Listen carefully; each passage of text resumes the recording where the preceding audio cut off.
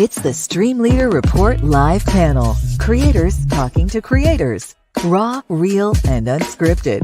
And sometimes they say the quiet part out loud. Here are your hosts, Claudia Santiago, Rebecca Gunter, Rob Greenlee, and Ross Brand.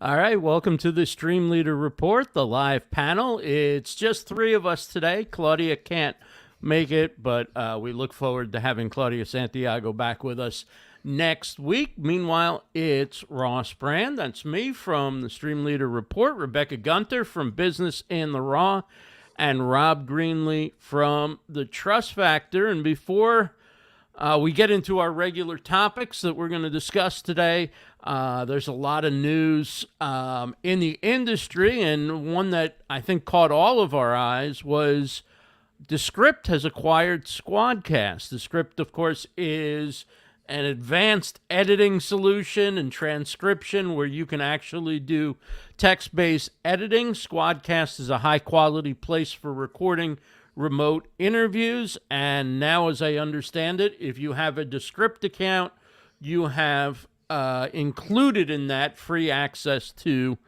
your high-quality remote recording through Squadcast. So any thoughts, Rebecca or Rob, on the acquisition of Squadcast by Descript? I know at least one person who was lamenting renewing his Riverside app about 12 hours before the announcement came down at full price. At least one person. That's one. Well, Rob, I can't wait to hear your feedback. Yeah, I think it's indicative of where we are with a couple of things in the industry. I think the convergence of video and audio recording in platforms like a Squadcast or Riverside or StreamYard. It just seems like that there's a movement that direction as more people think about video in combination with their audio. So as you think about trying to build communities, whether it be through live streaming or just recording, I think these tools are really emerging as something that podcasters are really looking at more. Now, it's not always a perfect fit for every podcaster. I know I'm a subscriber to the Descript platform. I use it all the time with the videos that I'm doing, and it creates transcripts, and it does a lot of the post opportunities for shows. But this is a little bit of a kind of what I've been thinking for the last few months about the integrations of the creation side with the post-production side, increasingly even with these AI tools. And to some degree, that's kind of what we're seeing here, is this integration between the creation side and the post-production side from a tools standpoint. We haven't really seen that happen a lot up until now. A lot of these tools have been kind of separate from each other, right. But we are seeing this integration happen, and I believe this is just the beginning of more of that.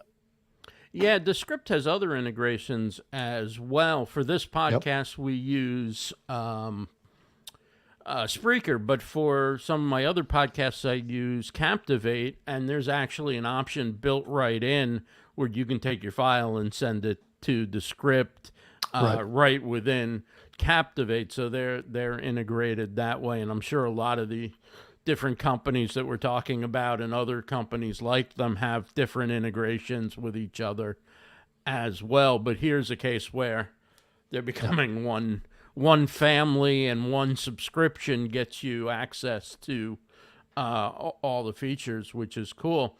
The other thing I'll mention is, if we're looking really especially good today, StreamYard has added the feature where you can touch up your appearance. It's just a one click in a box. It's sort of like what Zoom has. I don't know. You can decide if it makes any difference. Also, you can pause recording. Now, I don't know if you can do that when you're live in that recording, but if you're in record, let me see. Yeah, if you're in record only, if you're in record only mode, you can definitely pause your recording. Here, I think it's just end your broadcast if you're actually live streaming as we are now. Yeah, and a lot of podcasters have been doing that with their pre-recording of their audio podcasts for a long time. They'll do it up to a point, and the lawnmower outside the window will go by, and they hit the pause button. Right. So until it finishes going by, and then they resume.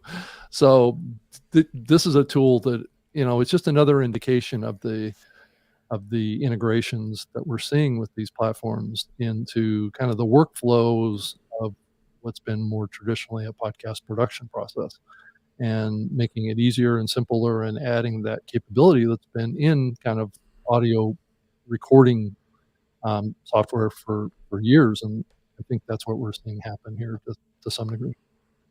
So we're doing a kind of a simulcast today because StreamYard has a feature that lets you send it to your guests, or in our case, co-hosts, platforms. So we're going to different YouTube channels and different channels.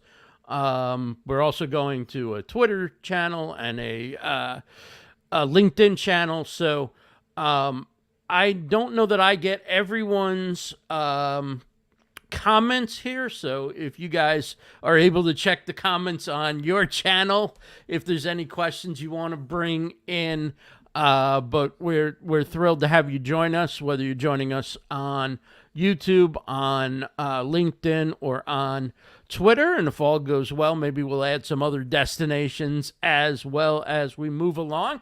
So now, as we get into the heart of the show, we're going to start out with Rebecca, and we're going to talk a little bit about how there's new opportunities for some smaller creators in the streaming space. Rebecca? I can't believe I get the lead story. I've been You do. trying so hard every week. I won the personality face-off.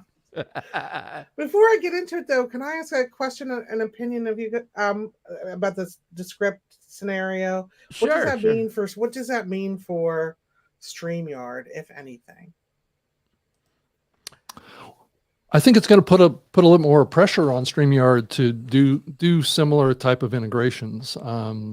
I think is what their results are going to be, because I think as you think about kind of the post-production capabilities of that integration, it definitely is it kind of gives a little bit of an advantage to some degree, and I think that the competitive platforms are going to react to that and try and build in more integration. So you can see with StreamYard, they're adding, increasingly they're adding these functionalities that content creators need in their, to create kind of a one tool solution. And that's kind of what's going on here. Now, granted, the StreamYard or the Squadcast and the Script tools are still distinct tools. It's not like they're built into one tool quite yet. That could be the ultimate destination of this, but I think it's just a sign of what we're going to see increasingly happen with these platforms. The creation and the post-production side are going to get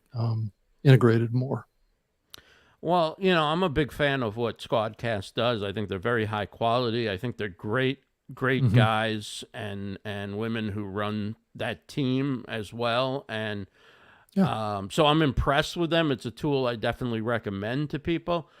But StreamYard has live streaming, and that's something that's not easy to replicate. You've got this whole live streaming studio. You can really produce a show. If you're like me, I do almost everything live or live to tape style. So I'm producing, kind of editing, so to speak, cutting the show, however you want to say it, as I'm going along. So for me, StreamYard remains an indispensable tool because it's what's allowing us to do what we're doing right now, which is go to all these different platforms and have these conversations with the chat and so forth. So I don't think that it's. I mean, I think StreamYard's come, like Rob said, StreamYard's come a long way in terms having local recording and really up-leveling the quality for people who really want multiple tracks and the highest quality audio and video. So I think there's some overlap, but I think each tool also has its As a own strength, sort right. of user base of why they would want it. Yeah, I agree with that. Good hot takes, you guys. Yeah, thank you. Yeah, question. indeed. Thanks. Awesome. So, if I may go back to my winning spot here in Here we in the go. panel discussion. Whoop, whoop.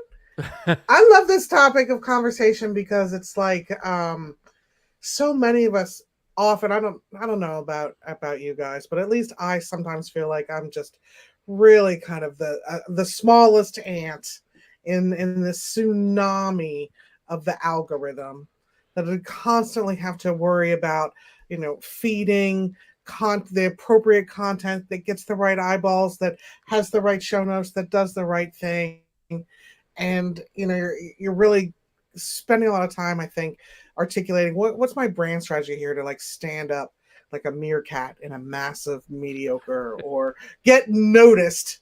And I have a hero story today about a platform that some folks might be familiar with that is a small streaming platform called Dropout, and their story is really interesting.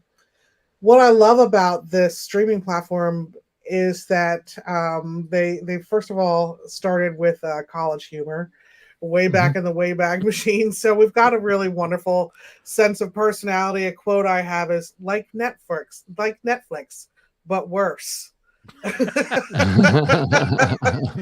I think that's delightful and speaks to their strategy of working within a much smaller niche in a more intimate and casual environment, and kind of letting go of the idea of kind of competing on these really large streaming platforms. College Humor got up to 15 million subscribers, but they still never gained the revenue significance of chasing the algorithm. So despite the content being really good, they never saw much of a return on that. So in 2018, they changed their strategy. They had a few small, really good shows, one of them being Adam Ruins Everything, which is one of my favorite shows ever. If folks out there are a fan of smashing illusions and ripping back the curtain on the status quo, Adam Conover is a really interesting thought leader. Anyway, so instead of, again, kind of trying to build these smaller shows up that had traction, but not a lot, they reverse engineered the strategy to create something super niche that people find incredibly approachable. Some of the shows that are on there now are called Make Some Noise, Carpool Hell, and Dungeons and Drag Queens. And the appeal to these little micro shows kind of gains this much stronger audience. And a really fun thing is that apparently actors will kind of cross over and go between shows. And if you know that that's a person from this network, you can identify them, but they still stand alone as being engaging. You don't have to know that in order to enjoy it. So to me, this is a celebration story of a smaller platform who tried to, chase the white whale and decided instead to just kind of give up that ghost, reverse engineer, and put their kayak in a much smaller pool for a different kind of streaming platform. So I don't know if you're familiar with Dropout at all. I've got the website kind of up here for folks to look at. It's very blinding. lots of action happening on it. So anyway, this is kind of a hero story to me today. The underdog gets good. And I don't know if you folks are familiar with any of the shows on Dropout or have any opinions about it, but I know building a platform has been near and dear to our hearts. We're familiar with the struggle. Yeah, I mean, I think what's interesting, I mean, just I'm not that familiar with it, but from taking a quick look and listening to what you had to say, and just looking at that image, I'm noticing some things that they did that are different than things that maybe I've done or other people or we've done. And I noticed they start right off by charging. They're not looking to get out, they're going right at that model. Now they may charge less than some of the big folks. It's $6 a month. Right. So they're starting right off by asking for money. which is good. The other thing is you mentioned the niche aspect, and they're deeply you don't have to try and please the whole world. You need to just sort of find a tribe that is really into what you're doing. If you can find enough people to monetize. Now, do you know if they supplement with any advertising, or they're strictly subscription? That I don't know, but it's very interesting that you brought up the niche thing and framed it the way that you framed it, because a word that's come up a lot around this particular streaming is to stop appealing to the lowest common denominator. So that like appeal of it. I don't know if they're getting money otherwise. I mean, I think isn't Will Ferrell like a producer in College Humor? So maybe there's something. I'm not sure. How are they making it work? I don't know, but I think it's maybe after this feature they're going to blow up. The other thing I'll just say real quick that you mentioned was the idea of people going on talent going on different shows, and that's something we did with with our network that we tried for towards the end with this show. But probably something, if we look back, maybe we should have been doing that more all along, to foster collaboration and to really make the talent, the hosts, known to the different audiences of each of the shows. Mm-hmm. There's some pretty cool crossover shows. Oh, we did a few cool crossovers. Yeah, we definitely did. Sorry, Rob, I didn't mean to talk about Oh, it's okay. I mean, back in the earlier days of the podcasting medium, certainly the College Humor folks gathered quite a bit of popularity with their kind of office humor and kind of the pranks that they did. Actually, I worked with a couple of guys that came out of College Humor. Everybody. And helped them kind of launch their podcast network called the Headgum Network. And those guys were very much into niche content, and they continue to be. They've got a very successful network that has done very similar to this. It really kind of niching down, getting very, very community focused. And one of the things that I think many content creators are learning now is that if you do things based on advertising, there is some risk that you can't be as edgy for a lot of kind of brand safety issues and topics like that. If you go behind a paywall, you're less likely to be under content moderation for kind of topics and things or subjects that you want to cover in the show that may be niche to a point where, having it be almost like a club almost has some appeal. This whole kind of mass audience appeal kind of concept that is really behind the advertising model does put content creators in a box somewhat of their ability to be creative with the content that they produce. So this is a way to kind of niche up, get down, get connected to the community, not be as dependent on advertising. And I think that it's a huge trend in the industry right now. I think that there's some blowback on over advertising in the podcasting space and in other places as well, that we're seeing this value for value kind of momentum that's happening with the podcasting space. And so I think we're seeing the market kind of pull back from the advertising model as much. And I think it's a little bit of a worrying sign for, so much in the podcasting industry right now that are investing in advertising related functions, when maybe the trends that we're seeing are kind of moving away from that and more to subscription, because it enables a deeper and more niche connection with audiences. I love that. I'm for it, especially if you can be more leading edge. Bring it on, right? Right. Bring it on. If anybody wants to start a crossover show, I'm in.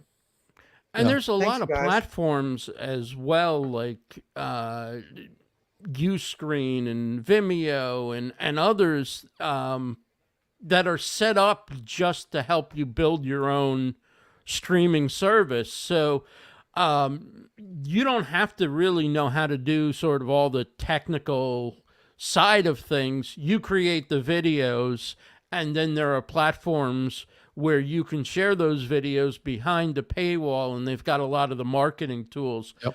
built in to help you do that. So that's a totally different way of going about it than, say, trying to grow on YouTube or, hitting the major free platforms Right. and then hoping to monetize with advertising, or later on down the road, some of the built-in subscriptions or off-site communities and things like that.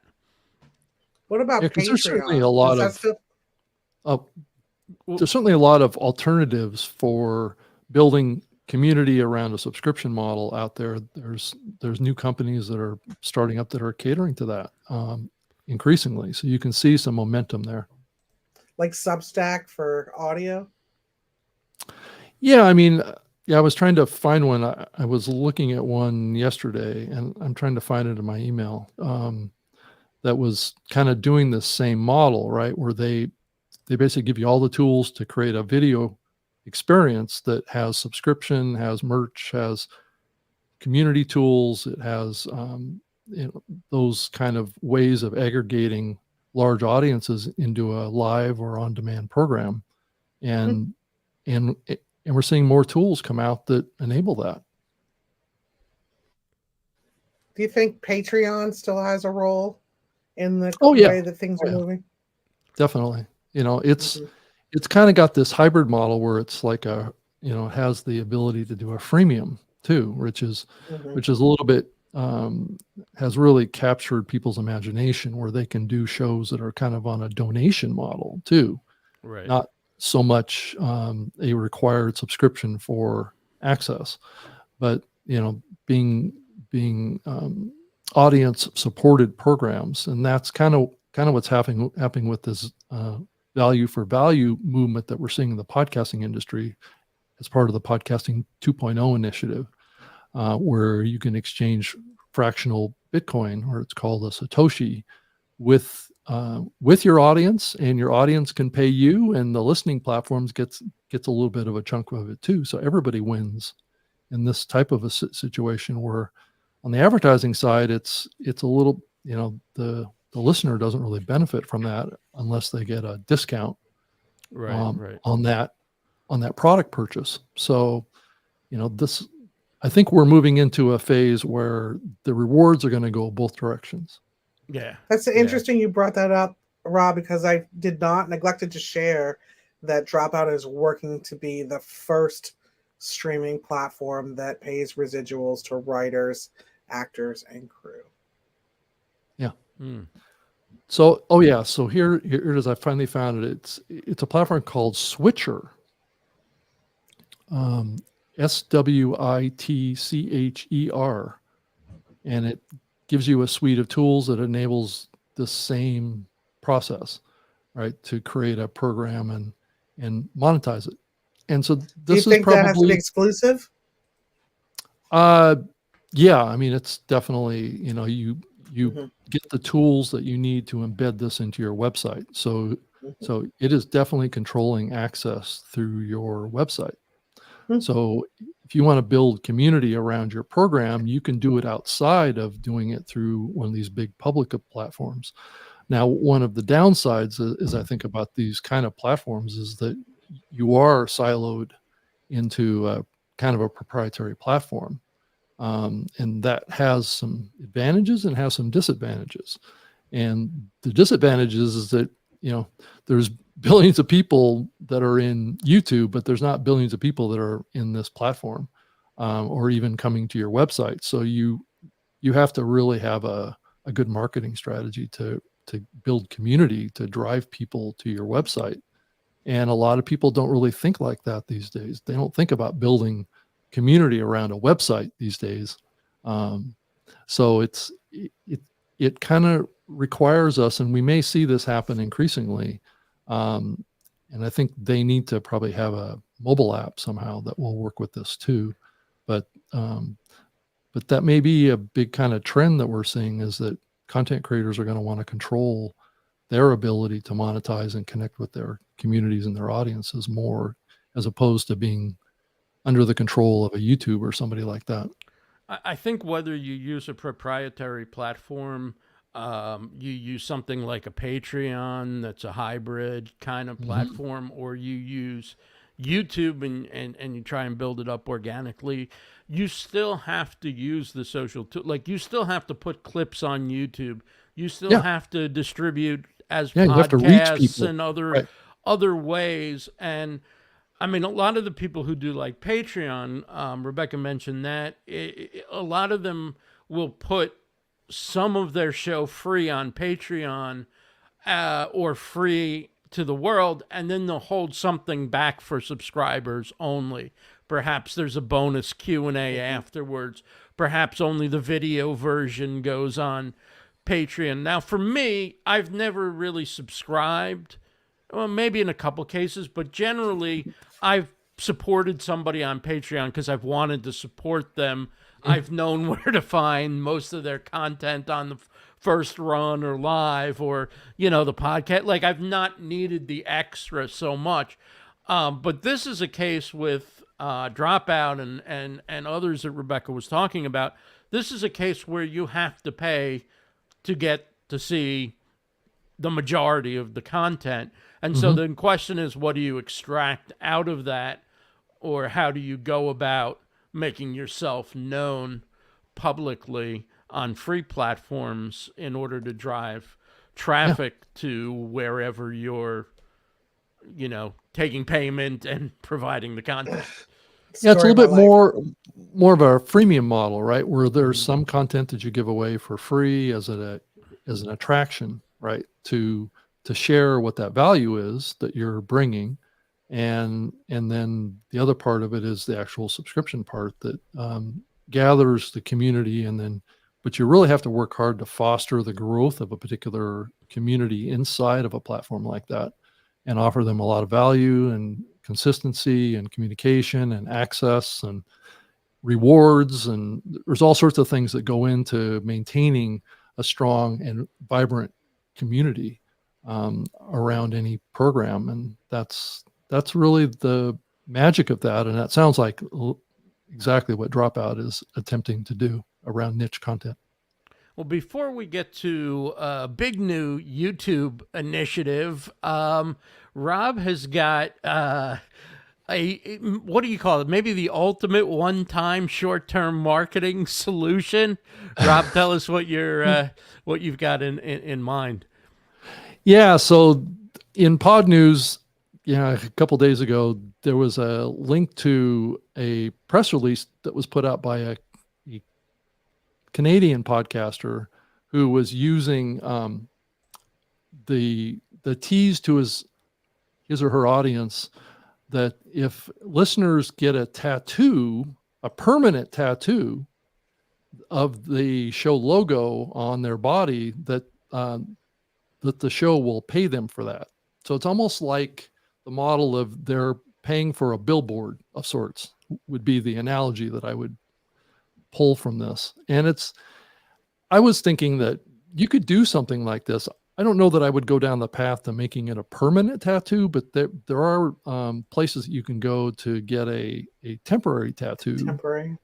Right, made for your podcast or something like that. And you could share that with your community, and your community could put this temporary tattoo on their body and take a picture of it and send it to you. And you can create like a little contest around that.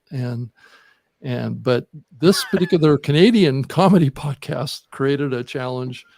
It's about a 3-year-old show. It's called the Canadian Politics is Boring podcast. Got this one guy, so it isn't really a strong, successful marketing campaign here, to get a permanent tattoo on his arm of the show logo. So he actually made a video of him talking about it, and he showed it. So he got some attention from doing this. I guess this politics podcast out of Canada has about 300 episodes, so it's been around a while now, and they just thought that this would be a fun thing to do. And it sounds like, I used to work for Microsoft, and they did actually had a user of the Zune back in the early days. I don't know if anybody listening to this remembers the Zune, but there was a famous person that was the Zune guy, and the Zune guy got a tattoo of the Zune logo put on his shoulder, and he got all sorts of national attention for this and all sorts of things. And so there's a history of this kind of thing, of using tattoos as a kind of a marketing kind of tactic, right? I don't think they ever thought that they would get, like 100 people wanting to put a tattoo on their arm in support of their podcast, and I'm sure they didn't have a big budget for this either, but it certainly got some press for them. It got some coverage. This guy was excited to do it because he loves the show and things like that. So it's just another technique. And I was just thinking of a way to scale this that could be done with a temporary tattoo. So that's the story. Well, I'm getting trust factor temporary tattoo. I'm in.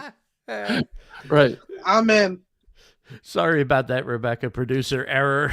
We lost you for I'm a so second. glad it wasn't me, though. I was like, you are so unprofessional. You better learn what you're doing. Like, I couldn't figure out how I booted myself. I was like, Ross is going to kill me, dude. And just left. Yeah. So the moral of the story, and Beauty Bubble has it in the comments. One guy, one tattoo. For some reason, that is just pure genius. Because we're talking about it now. Remember the billboard about the meatloaf only restaurant? Everybody you're talking about, it's something to share. Well, they got a big photo in Pod News and a headline, and for those listening on the podcast and the video version, we're sharing the image. So if you want to check out YouTube or one of the other destinations, we do have the image. This is absurd under a pretty intricate design. Actually, it's an attention getter. How much attention can one person get? Well, I guess it depends where they go, who they see, and the power of the word of mouth, or whatever. I don't know. Think about all the people though who. Sorry. Well, that's fine. It costs money to get a tattoo, so it actually makes sense that the show would help support that. Yeah. I would just think about all the people who are doing that for free with a Nike swoosh, or right. I mean, a lot of people get big brands, not a lot, but you see it. Yeah. And they're doing that for free. That's exactly. I'm going to get the StreamLeader report tattooed right here, I think. That is brilliant. That's what we're looking for. That's the kind of commitment we're looking for here. That's it. That's when somebody's buying in. Right. In fact, you have to ask the question, is it a copycat thing now, right? So it's not going to get the same attention going forward, right? Yeah. Not like that. I mean, it would have to actually work in terms of, showing it off somehow in a video or in something else. Yeah, I think good. I think that's why a temporary tattoo would be, I think, the best approach for this, because then you could get a bunch of photographs on social media with people doing this, fans of the show, and then over a week or so it'll wash off, right? But I think Rebecca was thinking the permanent tattoo with StreamLeaders. Yeah. For StreamLeader report, absolutely. It does remind me of the trend right? of people. Yeah, exactly. It does remind me of the trend people are doing of putting QR codes on gravestones. Wow. Okay. Yeah. And then you brings up a bio of whomever it was. So I'll have to get a QR code, a StreamLeader report on one side, trust factor on the other. There you go. What about business in the raw? You got to have something for your that's own a tattoo. That's a tattoo. That's yes. That's hidden. You'll have to ask about that one. all right. And there it is. All right. So YouTube has a new policy. Could be controversial. I'm just going to bring this up. YouTube will remove cancer treatment misinformation.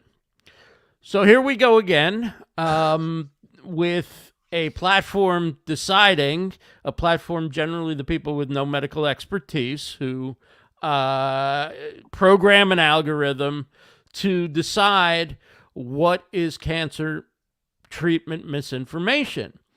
Now, the reason I'm troubled by this, of course, is because 5 years from now, there'll be some new ways to treat cancer that aren't available right now. And how do they become a consensus available treatment other than people first presenting them, discussing them, starting to share potential data from early trials and things?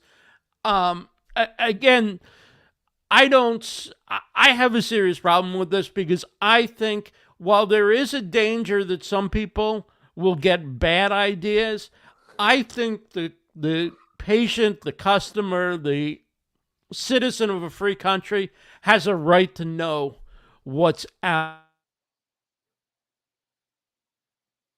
platform to decide what, the consensus medical pharma industry might say this isn't an acceptable treatment, but hey, maybe I want to try it, or somebody else wants to try it as a last resort, or because they've heard anecdotally, which is again how things can sometimes gain momentum to where they eventually become something that goes through trials and becomes accepted. So I think this stifles discussion. It's not how science works. It should be open and questioning, and I think it's a danger we live with, that there might be misinformation, but I think it's one well worth living in if you're going to have scientific advances and you're going to give people the option of hearing all sides of a discussion, because, again, the conventional solution may be the right solution for many people, but it may not be the best solution for everybody. And I think people are entitled to learn about it, and people who are on the cutting edge or who are dissenters from the mainstream opinion should have a right to talk about it. Yeah, who and what is the approved kind of discussion on this topic is the question. That's what's on my mind. Is it? Yeah, if the makers of chemotherapy drugs are a major sponsor on YouTube, do alternative medicines no longer have a voice? Yeah, it's and also it even goes beyond that. Even people talking about healthy nutrition as a way to fight it is, I don't know if that's off limits. I've been hearing that, eating less sugar is a way to fight cancer, but that's because I guess cancer cells love glucose. Right. Oh my God. Sugar, I think, really is worse than the crack epidemic. Sugar causes so many problems. It's in everything. It's in everything. So does that mean that if you talk about healthy nutrition, that they're going to shut it down as misinformation? Is that, what's the spectrum here, I guess, is the bigger question, or is it only discussions about approved medications can be discussed? Right. Or can we and who's making those health? Decisions? Right. Yeah.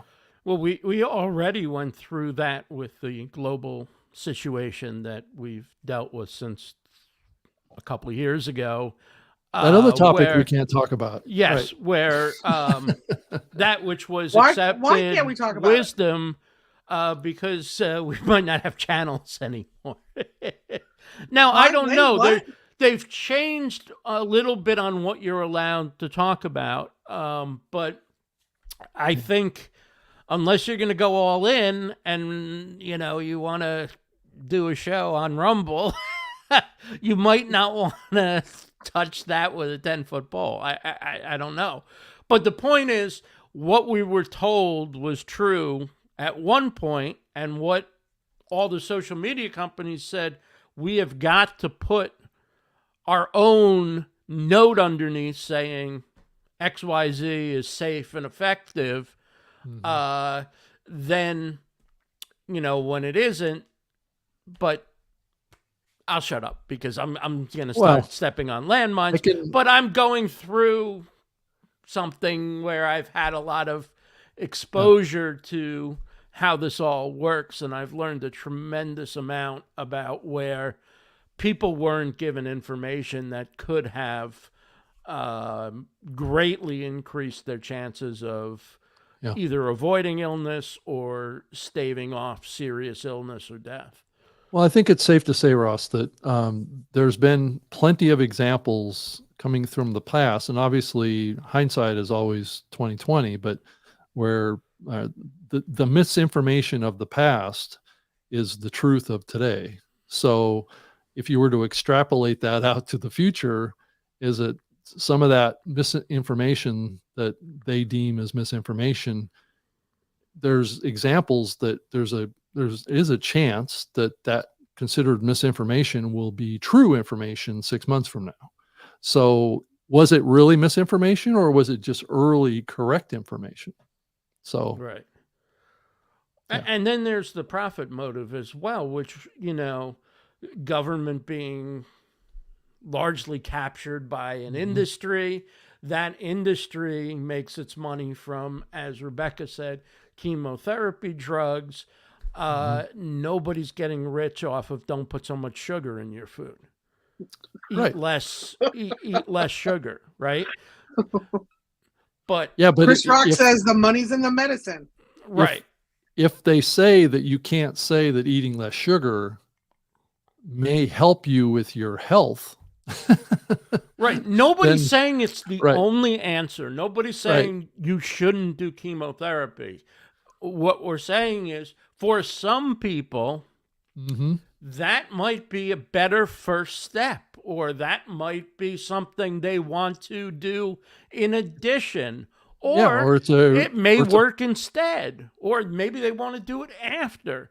But the idea is, if that becomes an accepted solution and too many people find that it's working without the suffering of going through chemo, then what happens with... Right. And what if there's actual people that are giving testimony, legitimate people that are giving testimony on YouTube and other places about their own personal experience with fighting these diseases, and it's working for them? That should be some sort of evidence that that approach may have some validity. So, right. I also don't think there's any such thing as ground truth. It's all human understanding and story and the lens of culture and experimentation and proving things. And to Rob's point, that changes every, I don't know, it seems like every 5 nanoseconds right now, but there's really no such thing as ground truth. So what litmus test do you have? Who's in charge of the judgment? And where does this extend to? Like, today it's cancer. Tomorrow it's an election results. The day after that it's a social ill. So, and limiting discussion on this is not how science works. Science works on research, trial and error, giving a open forum for sharing different ideas, and then we see what works. And so what we're seeing today is really a holdback on discussion and contribution. And that's what happened during the pandemic, is that we saw thousands of doctors trying different treatments and wanting to share those successes or those failures publicly. And they were being squashed because there was only one treatment that was approved by the leaders. And there were examples of thousands of doctors that were trying other alternative treatments and were finding success, but they were being silenced.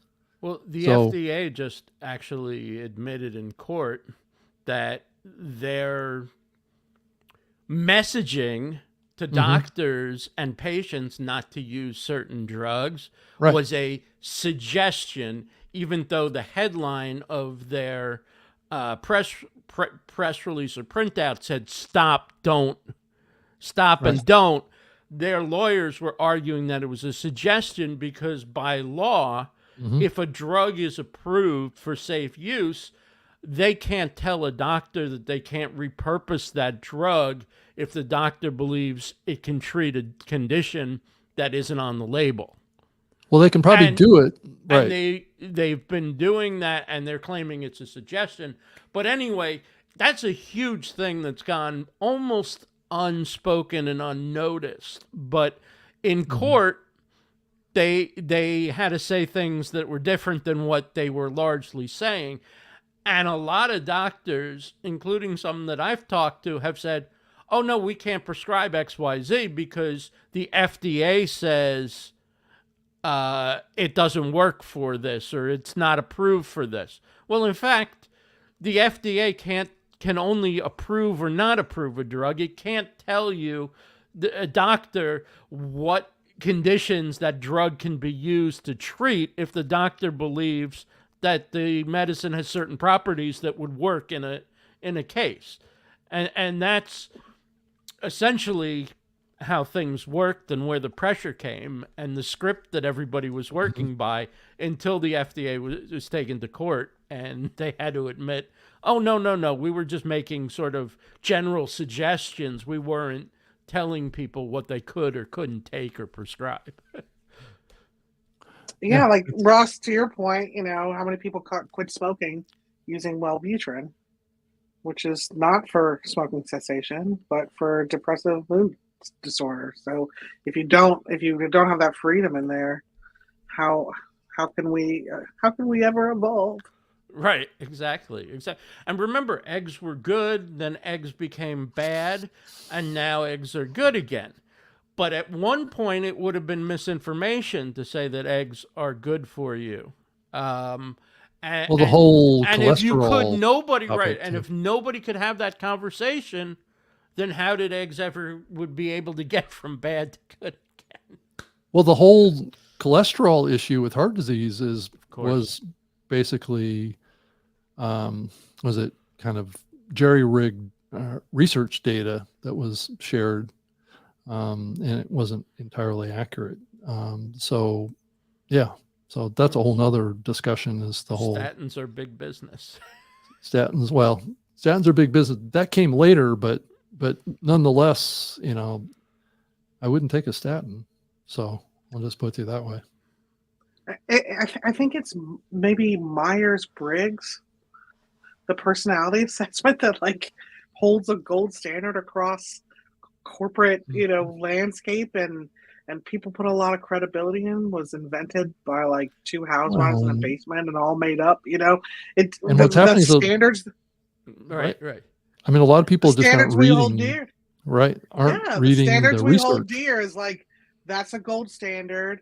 Myers-Briggs personality, you're giving it to your buyer bot, and everyone thinks it has this incredible amount of credibility, which can easily be debunked. So even institutions or ideas that we hold as being irrefutable, we can punch holes in everything. There is no such thing as ground truth. You've seen people in their Instagram bio and stuff put their, I'm an EJIT, whatever. I don't know what they are, but hiring for it, right, promoting for it.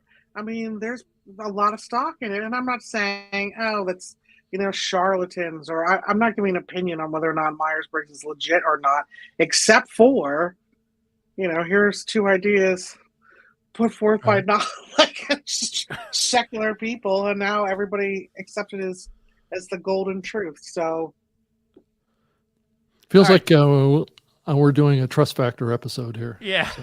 Oh my God, my tattoo is working already. That's it. I was going to say, final question, round robin. Would you put on a temporary tattoo to advertise your show, your podcast, your live stream, your website, your business? Rob? Sure. I don't know that maybe I'll see it because all my clothes would probably cover it up. So I think you have to dress, with like open, shoulder clothes and stuff in order to, if you want it on your shoulder or where you want it. I mean, unless it's on your forehead. So, which I'm not going to do that. Now I'm picturing Rob in an off the shoulder number, Right. cocktail length. Gotta, undo my shirt, and not, right. Right on the neck. Rebecca? I'm in. Of course I would wear a temporary tattoo. Definitely my own brand for sure. In fact, why am I not wearing a temporary tattoo of my own brand right now? And also people I care about or things I'm into. I mean, I like merch. I have some podcasts. I have a podcast hoodie. I have a couple enamel pins. Identity. Well, I'm in. Permanent though, absolutely not. Right. Yeah, no permanent. Prefer a t-shirt or a shirt or a hat, but for the good of the cause, I might have to. If it's temporary, washes off easily. Right. Or it comes off at some point. Right. Yeah. Well, this has been fun. For Rebecca Gunter, Business in the Raw, for Rob Greenlee of Trust Factor, I'm Ross Brand. This has been the Stream Leader Report live panel. Thanks to everybody for joining us. We'll be back next week. Hopefully, Claudia Santiago will be with us as well. Come back and see us 1:30 p.m. Eastern on Thursdays. And until then, have a great week. Thank you. Bye, everybody.